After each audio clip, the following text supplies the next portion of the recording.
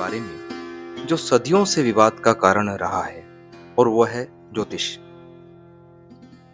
मेरा नाम डॉक्टर विजय शर्मा है और आप सबका इस चैनल पर स्वागत है। दोस्तों, भारत में जन्म कुंडली, दशा, गोचर, ग्रह स्थिति जैसे शब्द आम जीवन का एक हिस्सा रहे हैं। लेकिन क्या ये सिर्फ परंपराएं हैं या इनका कोई वैज्ञानिक आधार भी है? आइए जानें इस वीडियो के अंदर। अगर हम इतिहास की ओर देखें दोस्तों, तो पाएंगे कि ज्योतिष की जो शुरुआत है वो अंधविश्वास से नहीं हुई, बल्कि एक गहरे ऑब्जर्वेशन से हुई थी। जब पहली बार गुफाओं में रहने वाला आदि मानव ने ग्रहों को, सितारों को ऑब्जर्व करना शुरू किया, तो इन्होंने इसको बड़ा बारीकी से अवलोकन किया। जब आदि मानव गुफाओं से निकलकर खेती या कृषि की तरफ बढ़े, तब उनकी मौसम पर डिपेंडेंसी काफी बढ़ गई, क्योंकि ये मौसम था जो तय करता था कि कौन सी फसल बोनी है, कौन सी फसल काटनी है, कब काटनी है। और हमारे जो एंशियंट ऋषि मुनि जो थे वो बेसिकली तो साइंटिस्ट ही थे। तो उन्होंने ऑब्जर्वेशन के आधार पे वेधशालाएं स्थापित की, जिनको आजकल एस्ट्रोनॉमिकल ऑब्जर्वेटरी बोला जाता है। और दोस्तों, ये सिर्फ भारत में नहीं थी, बल्कि विश्व की सभी सभ्यताओं के अंदर बनी। आप जानकर हैरान होंगे कि इजिप्ट के अंदर जो सभ्यता पनपी, उसके बारे में तो देखिए हम सब जानते हैं, पिरामिड्स बने और कैसे बने। परंतु जो कम ज्यादा जाना जाता है, जिसके बारे में, माया सभ्यता, उसके बारे में भी आप जानेंगे तो हैरान हो जाएंगे कि माया सभ्यता के अंदर भी जो कैलकुलेशंस थी वो इतनी सटीक थी कि lunar synodic month, synodic period of Venus, synodic period of Mars, या जिसको एक सोलर ईयर हम सौर्य वर्ष बोलेंगे, उनकी गणना आज की जो हम कैलकुलेशंस करते हैं साइंस के आधार पर, उससे काफी मिलती है। तो ये सभी सभ्यताओं के अंदर पनपा ये ऑब्जर्वेशन।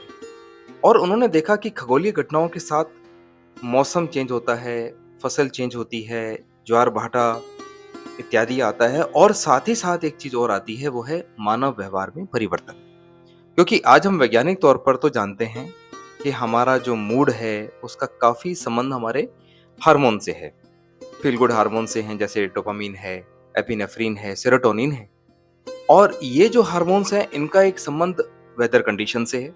और ये सिर्फ मैं नहीं कह रहा, बहुत सारी ऐसी स्टडीज हैं, आप अच्छे रिसर्च जर्नल्स के अंदर जाएंगे, वो यहाँ तक भी बताएंगे कि अगर आप सुबह ठंडे पानी से नहाते हैं तो आपका डोपामिन का लेवल काफी ऊंचा रहता है। और ये बहुत सारे दूसरे वीडियोस के अंदर भी है, आप लिंक पे मैं लिंक भी दूंगा और आप उसके थ्रू भी देख सकते हैं।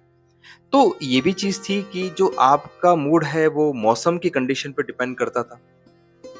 तो इन्हीं दोहराने वाले अनुभवों और संकेतों के आधार पे उन्होंने समय के साथ पूर्वानुमान, जिसको हम आज प्रेडिक्शन बोलते हैं, यह लगाना शुरू किया कि किस मौसम में फसल अच्छी होगी, किस दिन शुभ कार्य करें, किस दिन ये शुभ कार्य ना करें, इसको टाला जाए, इत्यादि इत्यादि।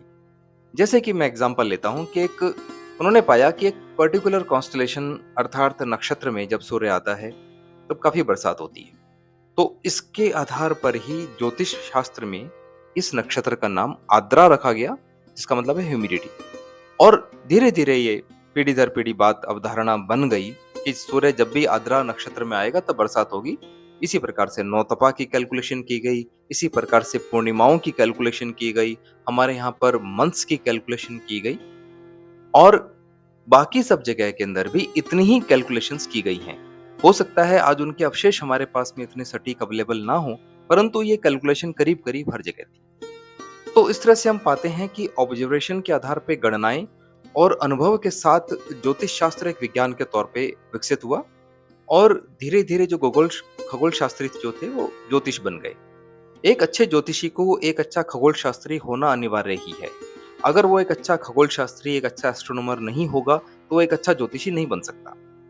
लेकिन समय के साथ जब अनुमान और विश्वासों का पलड़ा भारी हुआ, जब वैज्ञानिकता की जगह अंधविश्वास ने ले ली, जहां ज्ञान था वहां डर बैठा दिया गया, जहां गणना थी वहां गुप्त मंत्र, टोटके इत्यादि हावी हो गए, जहां मंत्र शक्ति थी वहां पर अंधविश्वास फैलाया गया, अंधभक्ति की जगह ले ली उसने।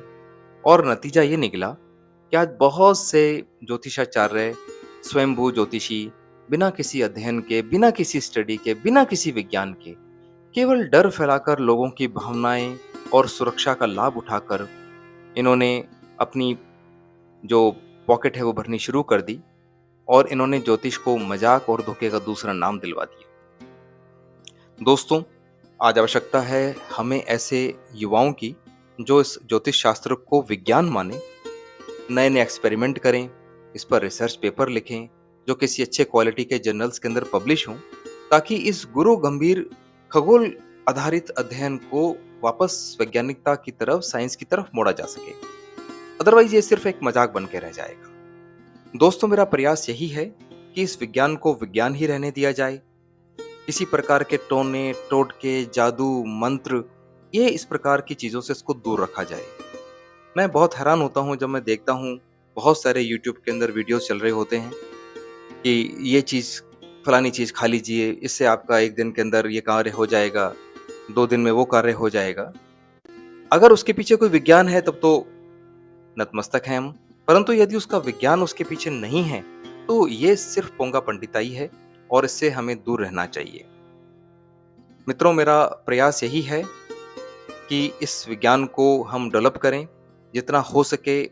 इस वीडियो को आपसे रिक्वेस्ट है कि अपने दोस्तों को, अपने रिश्तेदारों को, अपने मित्रों को आप इस वीडियो को ज़्यादा से ज़्यादा भेजें, ताकि वो इस अंधविश्वास से दूर रहें, इन कुरीतियों से दूर रहें। आप भले ही इसको, चैनल को सब्सक्राइब करें, ना करें, परंतु इस वीडियो को करीब अपने करीबी मित्रों के पास, अपने रिश्तेदारों के पास में पहुँचाइए, ताकि ज्योतिष के नाम पर जो आज पाखंड समाज में चल रहा है, जो कुरीतियाँ समाज में व्याप्त हैं, उन पर अंकुश लगाया जा सके। आपका एक थोड़ा-सा भी सहयोग चेतना का एक नया अध्याय बनेगा। मैं आशा करता हूँ कि आपका सहयोग मुझे लगातार मिलता रहेगा। आप सभी का इस वीडियो को देखने के लिए बहुत-बहुत धन्यवाद। नेक्स्ट वीडियो के अंदर जल्दी ही मुलाकात होगी।